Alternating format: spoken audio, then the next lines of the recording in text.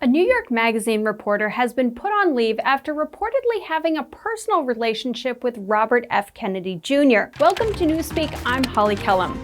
Olivia Nuzzi profiled RFK Jr. for New York Magazine last November, and it was not what I would call a flattering portrayal of him. At one point, she described riding in the van that he used to take his dogs for a walk as something that could have survived a nuclear war or the chickenpox vaccine. There were chewed-off seatbelts and dog hair everywhere. If you believe what's been reported in the media, she later sent him increasingly suggestive photos of herself. But according to reports, Nuzzi had a romantic interest in him that predated the interview. A reporter friend of hers confirmed the account, writing on her Substack that Nuzzi used this reporter's proximity to RFK Jr. to get close to him. She wrote, "It's clear that her initial curiosity toward Robert F. Kennedy Jr. gradually morphed into something more. It started with innocent questions about his character, policies, and public appearances, but soon escalated into an invasive fixation on his personal life. Olivia would ask me almost intimate questions about him and his relationships with staff and his wife after each campaign stop,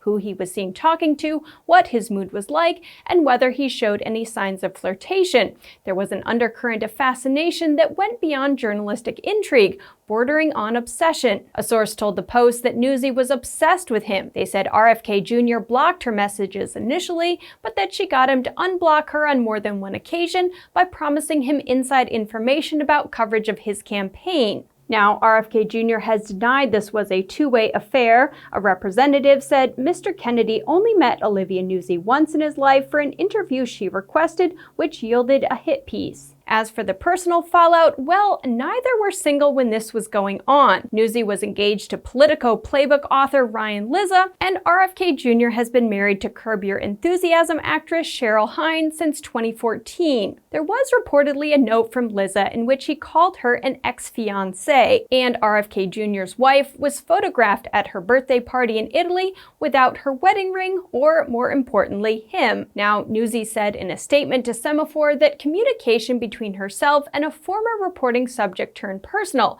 but that she wasn't reporting on him at the time. She also says the relationship wasn't physical, but that it should have been disclosed to her bosses to prevent the appearance of a conflict of interest. Now, I would say there is a heightened sensitivity in the news business to conflicts of interest, even perceived conflicts of interest, and that's because journalists are supposed to be like judges or referees. As soon as readers get a whiff of favoritism for one side or the other, they start to lose trust in the neutrality of the reporter. So even though she wasn't reporting on RFK Jr. during that time, she was reporting on other candidates, namely Donald Trump and Joe Biden. The question then becomes whether her affection for RFK Jr. influenced her reporting on the other candidates. RFK Jr. has endorsed Trump and is part of his transition team. Just reading her stories, I wouldn't say they're obviously biased given the other reporting that New York Magazine has done on the candidates. But that said, it can be hard to detect bias. Sometimes it's what's not reported that is more telling than what is reported.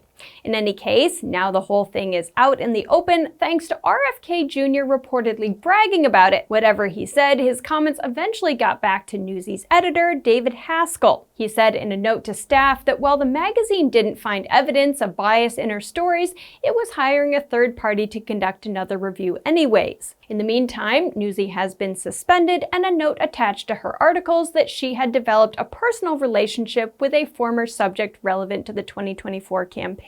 Hardly an explanation about what happened, I would say. Now, as a journalist, the worst thing you can do is become the news. But Nuzzi has been exactly that on multiple occasions. Her first foray into the headlines came when she wrote a tell-all on her boss, Anthony Weiner, during his campaign for New York City mayor. You may remember that his campaign imploded under the weight of multiple sex scandals that came to light during that time. It cost her her internship. However, that also seemed to serve as her calling card to the media. Before she finished undergrad, she got a job at the Daily Beast in 2014, and then in 2017 she was hired as a Washington correspondent for New York Magazine. She made headlines again in 2018 when she entered the home of former Trump campaign manager Corey Lewandowski without his permission. Lewandowski threatened to sue her but never did, and New York Magazine stood by her reporting methods at the time. She told the Columbia Journalism Review that she was trying to talk with this guy who lives in the basement of Turnberry Solutions townhouse, where Lewandowski lives upstairs. I tried to knock on the basement door, but the gate wasn't open. Then I walked up to the steps to the main door and knocked for like 10 minutes. And I'm knocking, nobody's answering, but after a while I just touched the doorknob and the door was open. I walked in and I'm in the house by myself. She took this picture before calling her boyfriend, who advised her she was illegally trespassing. She also got banned from a New York City courtroom. She was asked to leave Trump's hush money trial for taking photos, which wasn't allowed in the overflow room where reporters were watching the trial. According to the Post, neither photo was of the proceedings, but she violated the court's ban on photography nonetheless. Most recently, Semaphore reported that the rollout for a new series she was doing for Bloomberg was quashed after Bloomberg caved to pressure from Democrats on Twitter. Semaphore reported that the interview show, announced with great fanfare in July, wound up being unceremoniously released on Bloomberg's television network and is available online. But Semaphore media reporter Max Tanney reports, and Newsy confirms, that plans for a higher profile rollout of the Bloomberg Originals bet were abruptly scotched after a Newsy article about the conspiracy of silence around President Joe Biden's age. Now, to me, that says less about Newsy than about Bloomberg. Her piece on the conspiracy of silence to protect Joe Biden came out on July 4th, and by then we'd all seen his performance at the debate. I would say her reporting at that stage was hardly controversial, but Bloomberg caved and quashed the splashy rollout of her new show anyways. Now, will Newsy, who is 31, recover from all these scandals? Well, it's hard to say, but my guess is there will be media out there who will still hire her. Politico named her one of the breakout media stars of the 2016 election. In 2017, she made Forbes' 30 Under 30 list, and in 2023, she was nominated for a National Magazine Award for her reporting on Hunter Biden's laptop. So, what do you think of this story? Would you trust Newsy's political reporting, knowing about her relationship? Let me know in the comments below. Once again, I'm Holly Kellum, and you're watching Newspeak.